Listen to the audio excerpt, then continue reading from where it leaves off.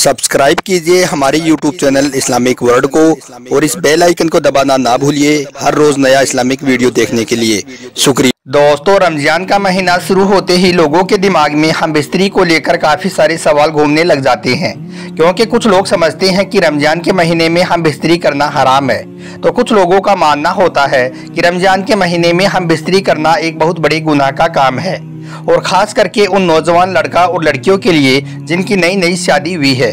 ऐसे लोगों को इसके बारे में कुछ मालूम नहीं होता है, इसलिए ऐसे लोग रमजान का महीना शुरू होते ही पूछने लग जाते हैं कि रमजान के महीने में हम बिस्तरी करना कैसा है, क्या वो रमजान के महीने में अपनी बीवी के साथ में हम बिस्तरी कर सकते हैं। आज के इस वीडियो में हम आपको हदीस पाक की रोशनी में इसी सवाल के बारे में बताने वाले हैं, और साथ ही आपको रमजान के महीने में हम बिस्तरी करने का सही तरीका भी बताने वाले हैं, यानी कि रमजान के महीने में मियाँ बीवी हम बिस्तरी किस तरीके से करें, रमजान के मुबारक महीने में हम बिस्तरी करने का सही तरीका क्या है। इसलिए आज का यह वीडियो आप सभी के लिए बहुत खास है, आप इसको आखिर तक ज़रूर देखें और मेहरबानी करके इसे शेयर भी कर दें ताकि और भी लोगों के पास में यह वीडियो पहुँच जाए। तो चलिए दोस्तों, शुरू करते हैं। दोस्तों, सबसे पहले तो याद रखें कि रमजान के महीने में हम बिस्तरी करना मना नहीं है, यानी कि आप रमजान के महीने में हम बिस्तरी कर सकते हैं। कुरान और हदीस की रोशनी में रमजान के महीने में अपनी बीवी के साथ में हम बिस्तरी करना जायज़ है। सिर्फ रोजे की हालत में हम बिस्तरी करना मना है, यानी कि हराम है।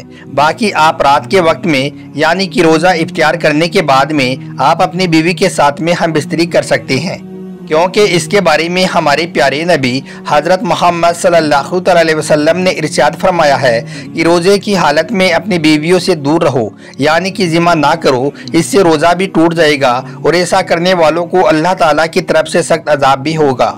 इसका मतलब ये हुआ कि रमजान के महीने में जिस तरह से दिन में खाने पीने से रोका गया है, मना किया गया है, ठीक उसी तरह से रोज़े की हालत में बीवी के साथ में हम बिस्तरी करने से भी मना किया गया है।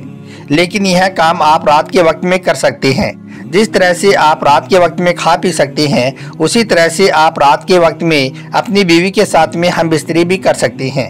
और यही नहीं, आप ऐसा दिन में भी कर सकते हैं अगर मियाँ बीवी ने किसी खास वजह से रोज़ा नहीं रखा है तो।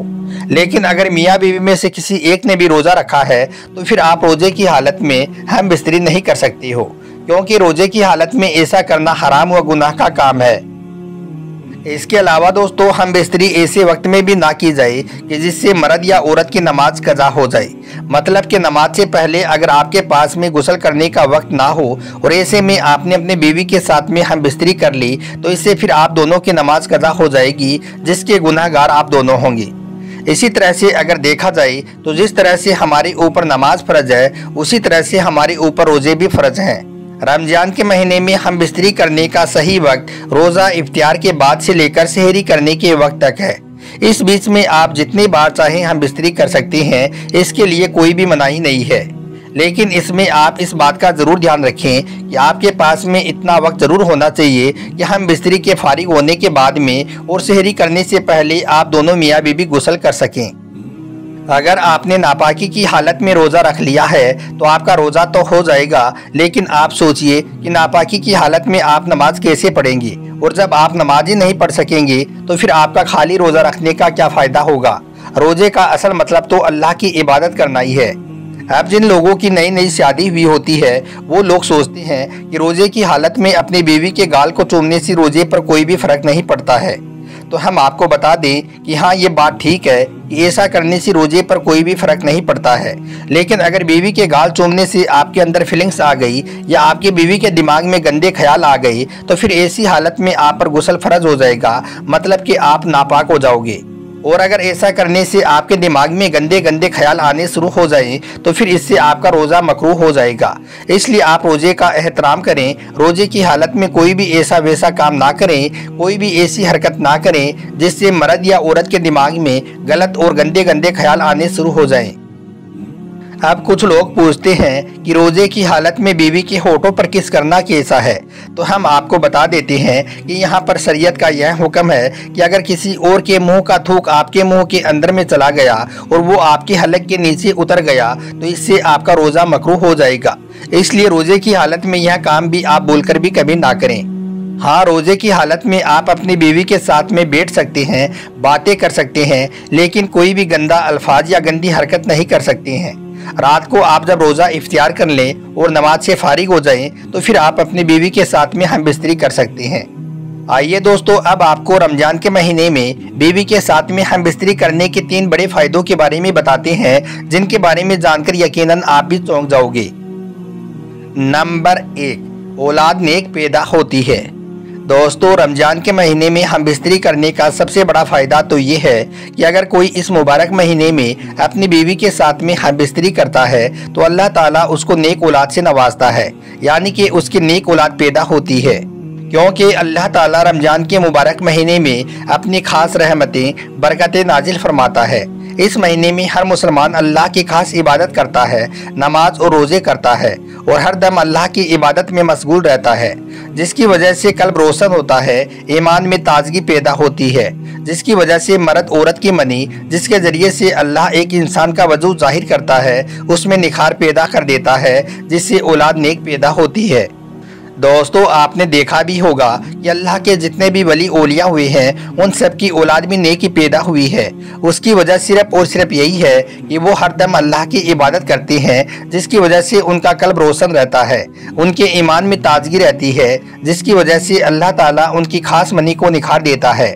इस वजह से फिर उनके होने वाली औलाद भी नेक और साले पैदा होती है। ऐसे में अगर कोई रमजान के महीने में हमबिस्तरी करता है तो उसके भी नेक औलाद पैदा होने के चांस ज्यादा रहते हैं। नंबर 2, 70 गुना ज्यादा सवाब मिलता है। दोस्तों, रमजान के महीने में हमबिस्तरी करने का दूसरा बड़ा फायदा ये है कि ऐसा करने से इंसान को 70 गुना ज्यादा सवाब हासिल होता है, क्योंकि हमारे प्यारे नबी सल्लल्लाहु अलैहि वसल्लम ने इरशाद फरमाया है कि रमजान के महीने में अगर कोई एक नेकी करता है तो उसका बदला 70 गुना बढ़ाकर दिया जाता है। और याद रखें, अपनी बीवी के साथ में हमबिस्तरी करना भी सवाब का काम है। एक मरतबा सहाबाए किराम रजी अल्लाह ताला अन्हों ने पूछा, या रसूलल्लाह सल्लल्लाहु अलैहि वसल्लम, अगर कोई मियाँ बीवी मुलाकात करे तो क्या उनको इस बात का भी सवाब दिया जाता है? तो इस पर प्यारे नबी सल्लल्लाहु अलैहि वसल्लम ने फरमाया कि हाँ, ठीक उसी तरह से अल्लाह ताला इसका भी सवाब अता करता है जिस तरह से जिना करने पर अजाब देता है। इस तरह से अगर कोई शख्स रमजान के महीने में अपनी बीवी के साथ में हमबिस्तरी करता है तो उसको 70 गुना बढ़ाकर सवाब दिया जाता है। नंबर 3, शैतान से महफूज रहते हैं। दोस्तों, रमजान के महीने में हमबिस्तरी करने का तीसरा बड़ा फ़ायदा ये है कि अगर कोई मियाँ बीवी रमजान में हमबिस्तरी करते हैं तो वो शैतान के साये से भी महफूज रहते हैं, यानी कि रमजान में वो शैतान की शरारतों से भी महफूज रहते हैं। रमजान के अलावा और दिनों में शैतान बीवी के कमरे में दाखिल हो जाता है और वो बीवी के साथ में शरारतें करता है, जिसकी वजह से फिर शैतानी और शरारतें वाली औलाद पैदा होती है। हमारे प्यारे नबी सल्लल्लाहु अलैहि वसल्लम ने फरमाया है कि शैतान इंसान का खुला दुश्मन है, हर दम वो इंसान के दिमाग में वसवसे डालता रहता है। मगर याद रखें, रमजान के महीने में शैतानों को जंजीरों में जकड़ दिया जाता है, जिसकी वजह से इंसान रमजान के महीने में शैतान से महफूज होकर बीवी के साथ में हमबिस्तरी करता है, जिससे नेक और साले औलाद पैदा होती है। तो दोस्तों, रमजान के महीने में हमबिस्तरी करने की यह 3 बड़े फ़ायदे भी होते हैं। मगर याद रखें, यह काम आप रोज़े की हालत में कभी भी ना करें, क्योंकि रोज़े की हालत में ऐसा करना हराम और गुनाह का काम है। उम्मीद करता हूं कि आज का यह वीडियो आपको पसंद आया होगा। अच्छा लगा हो तो इसे दिल से एक लाइक ज़रूर कर दें और मेहरबानी करके इसे शेयर भी कर दें, ताकि रमजान के महीने में यह वीडियो और भी लोगों के पास में पहुंच जाए। वीडियो देखने के लिए आपका बहुत बहुत शुक्रिया।